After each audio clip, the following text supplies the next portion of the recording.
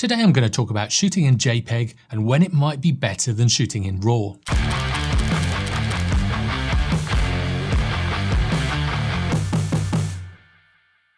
Now, I'm a firm believer in shooting in RAW. In those files, you'll have all of the data the camera saves from the sensor, and your computer will have a much better processing capability to get the best out of those images. But this does make photography a two-stage process, one in getting the image and two in editing the image to get the best out of them. But sometimes this isn't practical, and that's where JPEGs can help. If you're shooting a fast-moving object, say a sports person or something where you're using the burst mode to get a series of shots, RAW files can fill up the buffer really quickly. And before you know it, your camera will be taking photos really slowly, and it'll be way below the maximum burst rate that it offers. With JPEGs being much smaller, your camera will be able to take a lot more before this buffer does fill up. And if you get the exposure right, this is a great way to save space and not fill up your memory cards as quickly as with RAW files.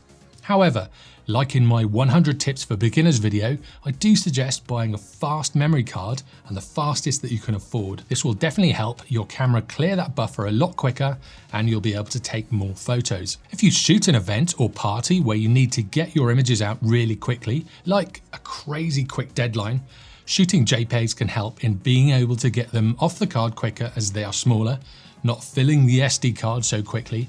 And also, if you have to send them off to a press office, upload times will be a lot quicker. Jeff Cable shoots at the Olympics and he has such short deadlines. With this, he used to shoot JPEGs and I bet he probably still does, so his images are quicker to get out to the press. Now, I'm guessing you probably won't be shooting at the Olympics just yet, but let's say you're shooting a party or some friends kite surfing on holiday.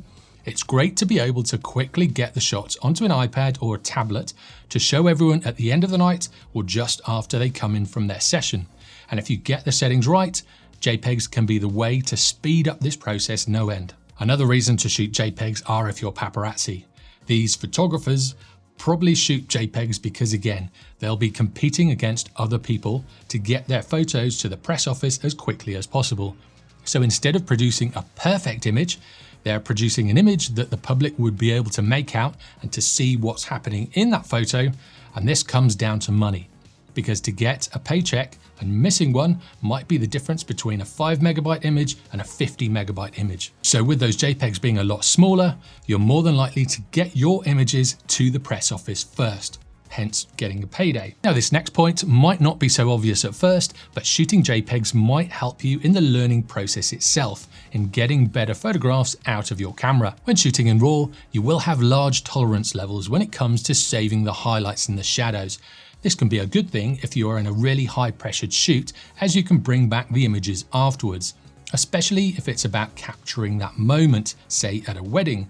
But if you're not, it can really make you a lazy photographer when it comes to getting those settings spot on or getting them as close to right as possible. Now, I have to admit, I'm like this when it comes to white balance. As I shoot in RAW all the time, I leave white balance on daylight all the time, and then I just adjust it afterwards. But with JPEGs, you can't do this and expect the same results. So if you do shoot JPEGs, you do need to get a lot more of the settings like white balance and sharpness right in camera, as those editing tolerances will drop. So you can't under or overexpose the image as much as you would be able to with a RAW file. Now, if you have to get your settings closer to perfect to get a usable image, you'll concentrate more when taking the photograph, when dialing in those settings.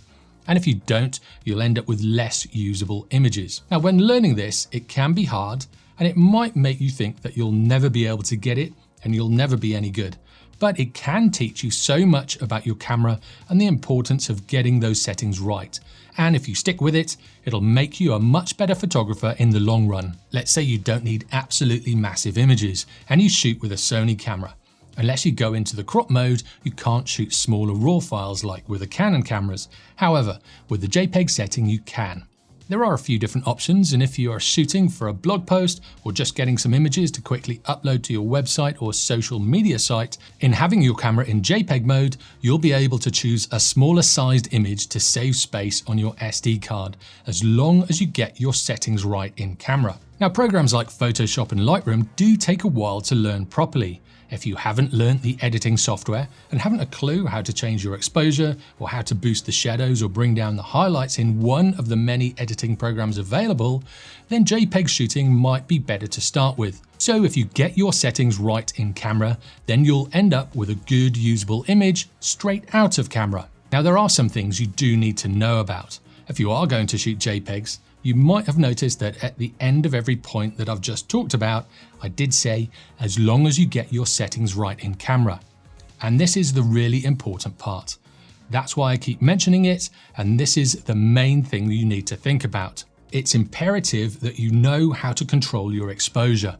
So you do need to know about aperture, shutter speed, and ISO, and you need to know how they work in your camera to get that exposure spot on. Now, all cameras have auto mode, but they also have some semi-automatic modes like aperture priority and shutter priority, so the camera can help you get that exposure right. Also, you need to know about exposure compensation, because this will let you as a user control the exposure a bit more. So if it's a bit dark, you can brighten it up. If it's a bit bright, you can darken it down. And if you do take advantage of all of these settings, you'll be able to dial in your exposure really quickly. You'll learn all about your camera, and it'll actually hone in your photography skills by using JPEGs only, because you know you've got those much smaller tolerances. Now, in low pressured places where you're going for a walk or just heading down to the local park, this is where it's worth choosing manual mode to play around with those three principal settings to make the image look good straight out of the camera. Again, like I always say, you just need to spend time with your camera and you need to just know where those three principal settings are. That's aperture, shutter speed, and ISO. Once you do know how they work, you can get your settings spot on and you can get a really nice image just as a JPEG. Knowing your settings is important regardless of what image file your camera produces, but if you're shooting JPEGs, it's even more important. Also, you do need to work out how your image is going to look. For this, you do need to know how white balance works and also how to set your creative styles to get the best out of your camera without editing. With white balance, the presets are labeled for the conditions you'll be shooting in. So if you're out and about in daylight, put it in the daylight setting. If it's cloudy, put it in that setting. Now, if you're indoors and everything looks really yellow, get your camera on the incandescent setting, and this will compensate for all of that yellow light. And if you don't like any of those, you can change it manually in the Kelvin setting. However, all of this does take time. It's worth spending this time doing it though, so you do learn about white balance and how it works, and again, how to get a good image straight out of camera. As these settings will be baked into your JPEGs, you also should choose a creative style to suit. These are a bit like filters, but not as garish as you might find on some mobile apps.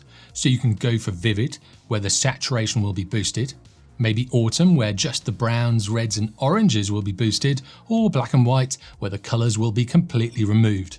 You can basically use the names to follow the scene, but the best bet is to flick through them all and find one that you like for the conditions that you're in, because it might not be a sunset, but you might like the style of that setting best. Ultimately, which setting you shoot in is up to you. JPEGs have come a long way and are a lot more versatile nowadays, but if you really want to get into photography and you really want to get the most out of your camera, it's worth learning how to edit your photos properly and then to start learning how to edit RAW files. This is by far the best way to get some truly amazing images. It might take some time to get there, but it's definitely worth it. Well, in my opinion anyway. Now, if I had any advice to give you if you were thinking about just shooting JPEGs, it would be to shoot in both JPEG and RAW. That is, unless you have a slow SD card and you're shooting in burst mode. Now, if you do shoot in both, you have the option of using the JPEGs to start with, and then if you get some great images, once you learn how to edit properly, you can come back and edit those RAW files to get even more out of those photos. Now, what do you think? Do you shoot in RAW, or are you a JPEG shooter? Or do you set it to both? Let me know in the comments below. It'll be great to hear your thoughts. And if you like this video, try this one next. Or if you want to binge watch a load of my tutorials, click down here. And if you haven't already, be sure to subscribe for weekly tutorials in photography. I'll see you next time.